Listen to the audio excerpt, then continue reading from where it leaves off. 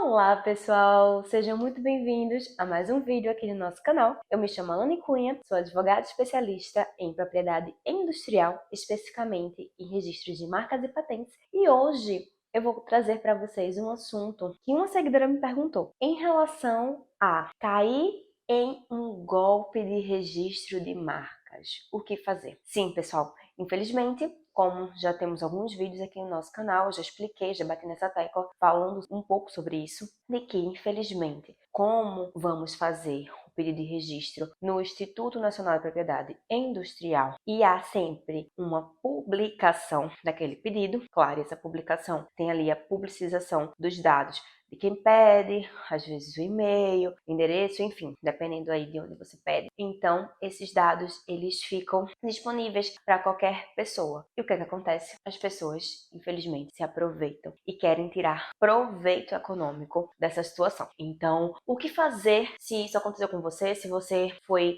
aí pego de surpresa por uma burla, que na verdade não era algo real. E muitas vezes as pessoas não sabem nem por onde começar. E esse vídeo tem justamente o âmbito de falar aqui, de dar algumas dicas, algumas informações importantes para vocês.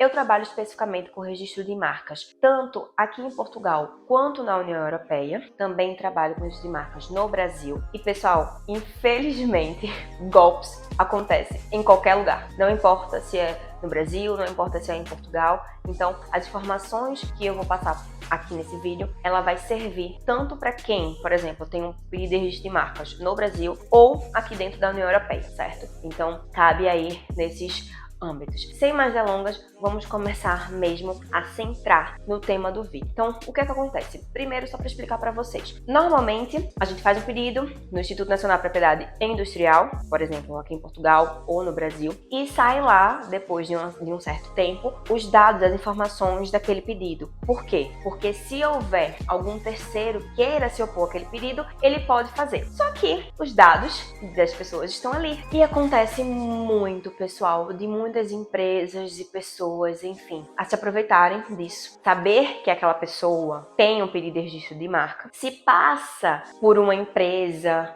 ou até pelo próprio Instituto, e aqui eu quero deixar isso muito claro para vocês. O Instituto Nacional de Propriedade Industrial, tanto do Brasil quanto de Portugal, eles não vão enviar cobranças aleatórias para vocês, ou seja, vou centralizar especificamente aqui em Portugal, tá? No Brasil também eu acho que eu tenho outros vídeos aqui falando sobre, mas só para vocês entenderem. Quando a gente faz um pedido perante o Instituto Nacional de Propriedade Industrial daqui de Portugal, a gente submete um formulário no sistema deles. Um formulário que vai ter as informações do requerente, de quem vai ser o titular da marca, as informações inclusive daquele pedido da marca, se a marca é nominativa, se é figurativa, enfim, se é uma marca sonora, por exemplo, que tem diversos tipos de marcários que existem aqui, e vamos selecionar ali, vamos selecionar as especificações das classes, o que é que a sua marca visa proteger, enfim, é um formulário que preenchemos com as informações. Se for um procurador, um profissional, precisa anexar a procuração desse pedido, enfim, um procedimento, um passo a passo. No final de todos os passos, quando você já está finalizando o formulário, ele é submetido e aqui em Portugal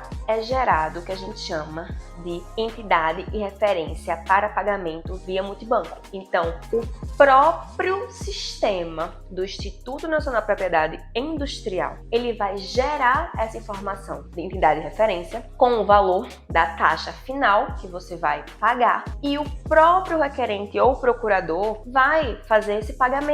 Então, essas informações, pessoal, são geradas no próprio sistema do Instituto Nacional de Propriedade Industrial. Eles não mandam cartas, eles não enviam e-mails de cobranças. Atenção com isso. Muitos clientes meus, inclusive, eu sempre alerto a isso. Assim que a gente faz o pedido, eu já envio o comprovativo do pedido, envio a taxa para o pagamento e já, inclusive, alerto no próprio e-mail. Cuidado com as burlas, cuidado com os golpes. Não façam nenhum pagamento se não for enviado por mim. por exemplo, quando sou eu representando aquela marca. Então, muito cuidado com isso. Às vezes as pessoas enviam e-mails com teor urgente, você tem 48 horas, 24 horas para fazer um pagamento, tal, e coloca um QR Code. Gente, não. Se você próprio fez o pedido no instituto, você mesmo vai ter lá aquela taxa, você mesmo que vai fazer aquele pagamento. Se for um procurador, você só vai pagar coisas que venham do seu procurador, que o procurador lhe enviar. Não vá pagar ou fazer qualquer coisa ou dar qualquer informação sua, inclusive, ou da sua empresa, para um e-mail terceiro. Muito cuidado com isso. Mas vamos lá. O que acontece? Doutora, não prestei atenção, caí mesmo no golpe. O que é que eu faço? Primeiro, se tiver qualquer taxa adicional para você pagar e tudo, não pague, ou seja, suspender todos os pagamentos. Enfim, tem empresas sacanas, às vezes até coloca no e-mail várias taxas consecutivas para o pagamento ser boletos de vários meses consecutivos, então muito cuidado com isso, você não vai fazer isso nunca. Atenção com isso. Tem outras empresas sacanas, inclusive, que enviam contratos para a pessoa assinar, então, e contratos realmente burlatórios, no sentido de ter cláusulas ali que você fica preso àquele contrato, pagando ali taxas por sei lá quanto tempo. Então, muito cuidado com isso. Se você procurou um profissional que está habilitado no seu processo, você só vai responder e fazer qualquer pagamento que esse profissional lhe disser, tá? Por isso que, primeiro, atenção, verificar se aquele profissional, inclusive, que você está a contratar, é um profissional sério. E, por exemplo, aqui em Portugal, pessoal, se você tem dúvida se uma pessoa ela é advogada ou, enfim, ela é habilitada como solicitadora ou na própria ordem dos advogados, você tem como consultar isso no site da própria ordem dos advogados. Você pede a cédula daquela pessoa, coloca o nome completo dela e você vai ver se aquela pessoa é ou não mesmo advogada. Então, cuidado com isso também, porque pode aparecer também alguns espertos se dizendo que a gente chama aqui de procuradoria ilícita, dizendo que é uma coisa e na verdade não é profissional habilitado nenhum. Então, cuidado também com isso. Mas voltando aqui ao cerne da questão, porque como vocês sabem, se deixar eu gosto de falar muito, mas sendo mais centrada. Ok, não fiz, por exemplo, você não fez nada disso, caiu realmente no golpe. Então a primeira coisa é, se tiver essas taxas, esses boletos, enfim, suspende tudo, não pagar, tá certo? Nunca assinar nenhum contrato desses e-mails de terceiros que você nem conhece, então, claro, tem um documento alheio ali, você não vai colocar a sua assinatura nesses documentos de jeito nenhum. Cuidado também com links de terceiros que essas pessoas possam enviar, que ao clicar possa ali colocar algum hacker no seu computador, enfim, todas essas coisas que a gente sabe que é possível acontecer sim quando se trata de burlar. Principalmente hoje que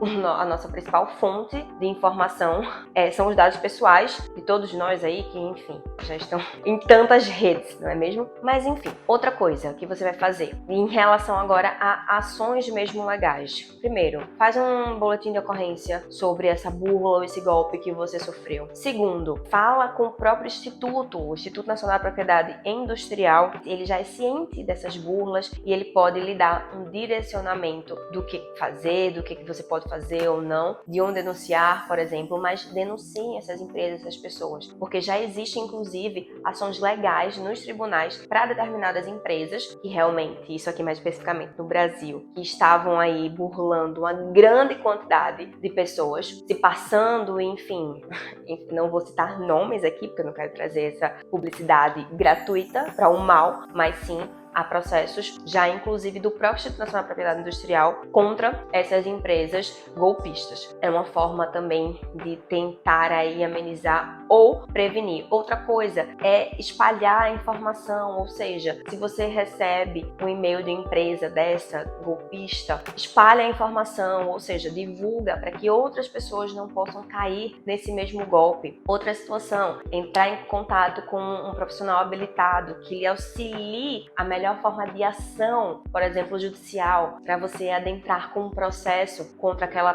terceira pessoa ou aquela empresa que lhe deu o golpe. Então, são aqui algumas informações, algumas instruções do que se fazer caso você tenha sido, infelizmente, aí vítima de golpes de registro de marca. Está cada vez mais comum e cada vez mais comum em todos os lugares, tá? Isso não estou especificando apenas que isso acontece no Brasil ou em Portugal. Isso acontece também, já tive clientes com pedido de registro de marcas da União Europeia que receberam cartas nas empresas dizendo, pessoas se passando pelo Instituto Nacional Europeu aqui, e na verdade não era, a pessoa já tinha pago a taxa que era para pagar e pronto, não tinha nenhuma taxa adicional, enfim. Então, muito cuidado com isso, como não é uma coisa muito falada, os processos de registro de marcas, então muitas pessoas têm dúvidas e acabam aí, infelizmente, caindo nesses golpes, tá bem, pessoal? Então, espero que vocês tenham gostado desse vídeo, que vocês tenham gostado dessas informações. Se você que me assiste, se você por acaso foi vítima